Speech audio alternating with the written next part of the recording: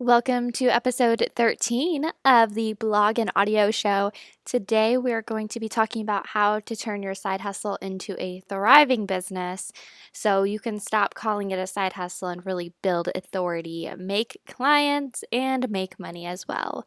All right, I'm super excited for this episode. I'm going to give you some really practical tips and tricks to really build authority, book clients, and make more money. So let's go ahead and get right in. So, tip number one I have for you guys today is going to be to separate your work and your personal life. And this can be very difficult for us entrepreneurs who really love what we do because when we love what we do, we want to work at it all the time.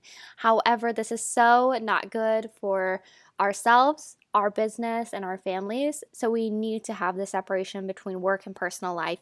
And as at home entrepreneurs, it can be really hard to find that. And these are two ways that I have found to separate work and personal life efficiently so that way I'm giving my family my all and my business my all as well. So the first thing is you need to have your own dedicated workspace. And I know not everybody has the ability to make this the ideal workspace. And I would be lying to you if I said my workspace is ideal. I don't have the ability to have an in-home office, just like a lot of other people don't have the ability to have a complete in-home office. I do have a desk, however, and I have it in a place in my home that gives me the correct conditions that I need to work. And that has been really monumental for my work efficiency and my business. And that is what I recommend for you as well. So you need to find a place in your home that is not frequented a lot by you.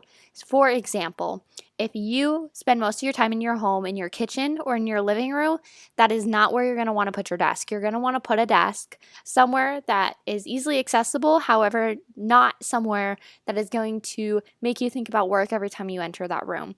For me, that is our bedroom, and I know a lot of people say, do not put your office in your bedroom, but I'm telling you right now, I have not had any issues sleeping at all, and it's in a place I can easily access it.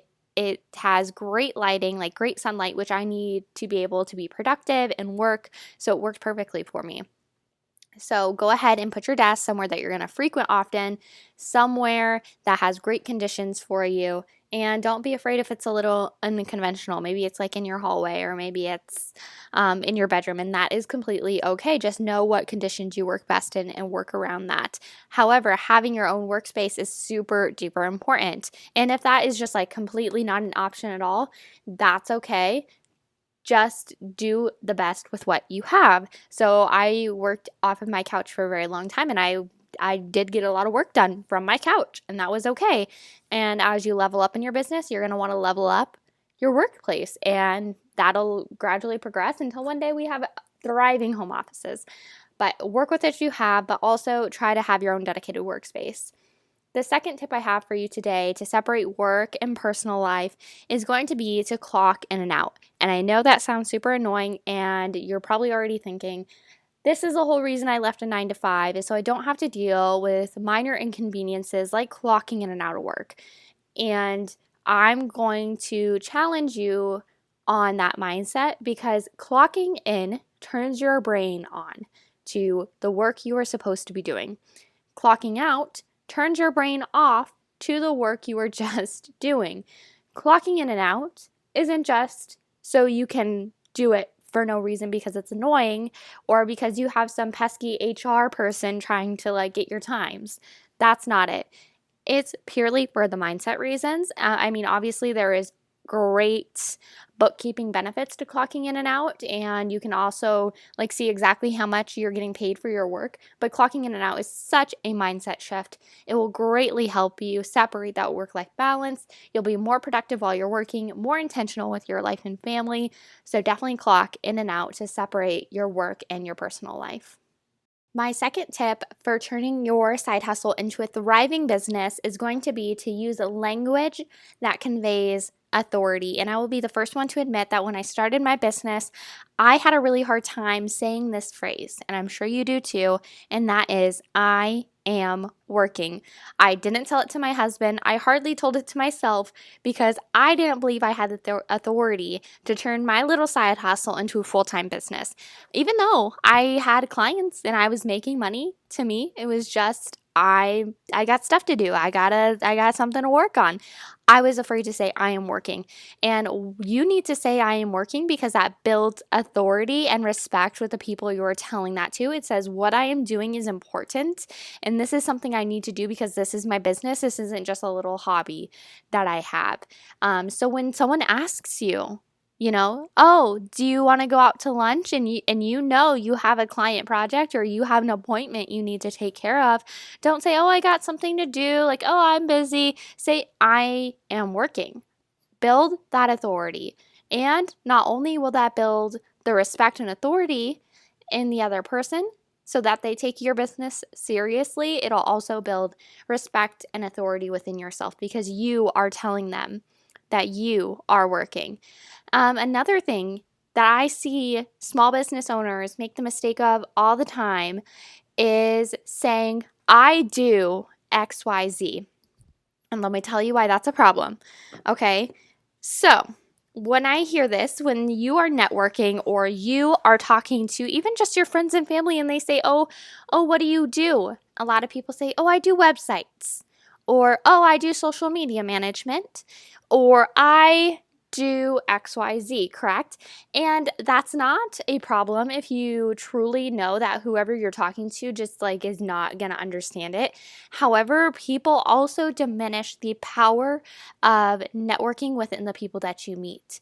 And being more specific with what you do is going to keep you in the forefront of their mind whenever they run into someone or meet someone else that needs your product or service. So instead of saying, I do websites, you say, I own and run a web design company that focuses on strategic WordPress and Jolt websites for female-owned small businesses. And they say, oh my gosh, that's so awesome. My cousin owns an Etsy shop, and my other cousin, she totally builds bracelets, and she's actually looking for a website. You told them what you do so that they can go out and network for you. And when you just say, I do websites, they go, okay, but it doesn't bring to mind anybody specific for them. So build authority by knowing exactly what you do, and don't be afraid to say that to people. You don't need to diminish yourself. You don't need to water it down. Tell them exactly what you do. They'll get the idea, even if you feel like they don't completely understand. So make sure you are using the phrase, I am working with friends, families, yourself, and then also tell people what you do very specifically. My last and final tip is for you to have a website. A website really can distinguish the difference between a side hustle and a thriving business because investing in a website says, this is serious. This is my business. And it also builds authority between you and your clients and you and your friends and family so that when you do say phrases like, I am working, they can truly respect that. So make sure you're investing in a website. It doesn't even have to be anything special. Even if you're wanting to start out on a drag and drop website builder like Wix, just having a website goes a long way in turning your side hustle into a thriving business. And of course, having a website is most important with clients because it's around 53% of people will not buy from a company that does not have a website.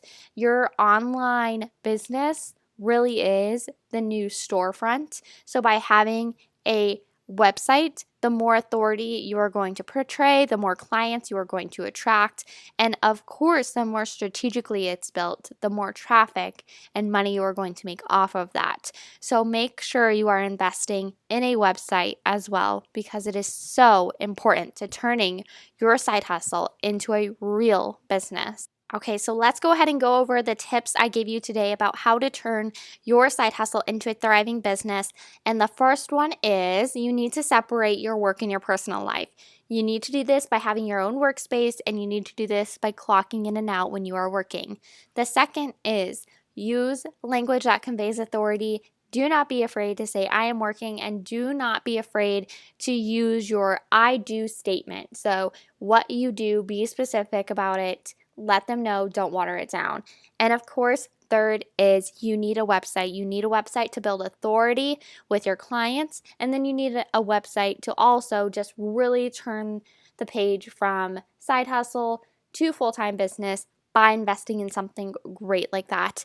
So I hope you guys enjoyed episode 13 about how to turn your side hustle into a thriving business. I really hope this helps you guys. I know all these tips are things that I have learned when I started doing websites and how I really turned that into a full-time business, a business that I own, how I built authority in that way. So I hope this helps. I'd love to hear your guys' feedback, and I will see you guys in next week for episode 14 of the audio show.